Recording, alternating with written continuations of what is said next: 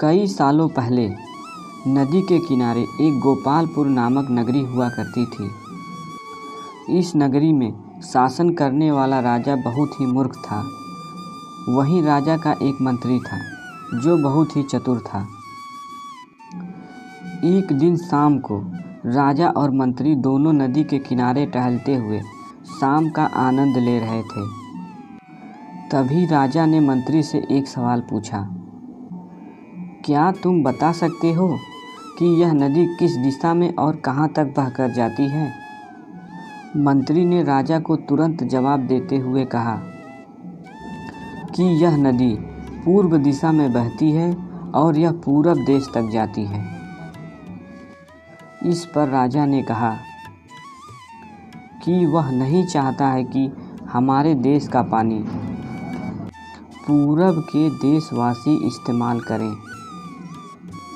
राजा ने मंत्री को नदी का पानी रोकने के लिए दीवार खड़ा करने का आदेश दिया।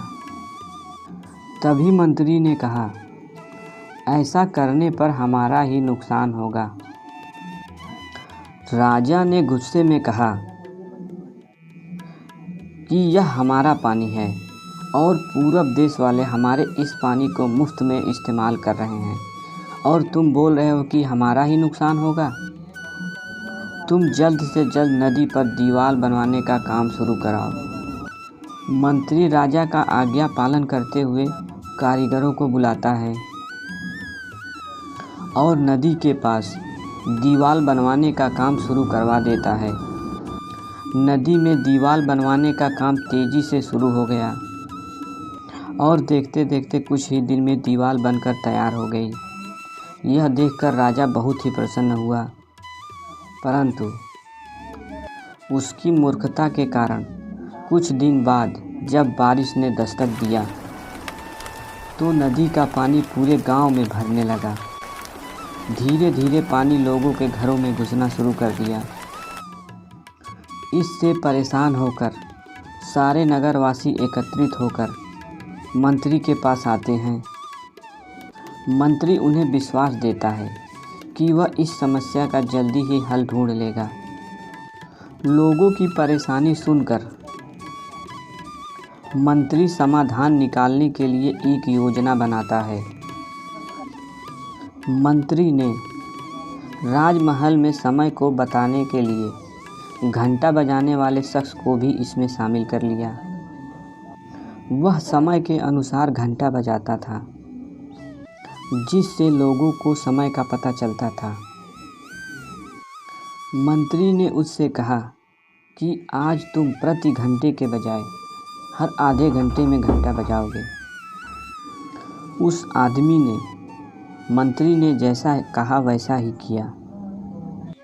इससे जब सुबह के 3 बजे तो उसने 6 घंटे बजा दिए। 6 घंटे सुनकर राजा और सभी नगरवासियों को लगा कि 6 बज गया और सुबह हो गई। राजा उठकर बाहर आता है तो वहाँ पर मंत्री पहले से मौजूद था। बाहर अंधेरा देखकर राजा मंत्री से पूछता है कि अभी तक सूर्योदय क्यों नहीं हुआ। राजा के सवाल का जवाब देते हुए मंत्री कहता है, महाराज, प्रातःकाल हो चुकी है, पर हमने पूर्व दिशा की ओर जाने वाले पानी को रोक दिया है, तो शायद इसीलिए उन्होंने हमारे यहाँ सूर्य की रोशनी को आने से रोक दिया है। इसीलिए सूर्य उदय तो हुआ है, पर हमारे देश तक रोशनी नहीं पहुँच पा रही है। ऐसा लगता है कि अब हमारे देश में सूरज की रोशनी कभी भी पहुंच नहीं पाएगी। यह बात सुनकर राजा चिंता में पड़ जाता है और मंत्री से पूछता है कि इसका क्या उपाय हो सकता है, बताओ। तब मंत्री ने उत्तर दिया कि अगर महाराज आप पानी छोड़ देते हैं तो हो सकता है कि वह भी सूरज को छोड़ दें। इससे राज्य में फिर से रोशनी आ जाएगी। इस प्रकार राजा मंत्री को तुरंत नदी की दीवार तोड़वाने का आदेश देता है। मंत्री कारीगर को नदी पर ले जाता है और उन्हें दीवार तोड़ने के लिए कहता है। कुछ घंटों में कारीगरों ने दीवार गिरा दी और तब तक सूर्य निकलने का समय भी हो गया था और कुछ देर के बाद सूर्य उदय हो जाता है। सूर्य की लालिमा देखकर राजा बहुत ही प्रसन्न होता है और मंत्री को इनाम देने की घोषणा करता है। राजा ने मंत्री की तारीफ करते हुए कहा कि तुम्हारे कारण आज हमारे राज्य में फिर से सूर्य उदय हो गया है। तुमने हमारे राज्य को अंधकार से बचा लिया है। इसके बाद मंत्री कहता है कि महाराज, यह तो हमारा राज्य के प्रति फर्ज था। इस कहानी से हमें यह सीख मिलती है कि कभी भी दूसरों का बुरा नहीं करना चाहिए और न ही उनकी तरक्की देखकर उनसे भविष्य में जलना चाहिए। यदि हमारे द्वारा सुनाई गई कहानी आपको पसंद और अच्छी लगती है तो हमारे चैनल को लाइक और सब्सक्राइब करें।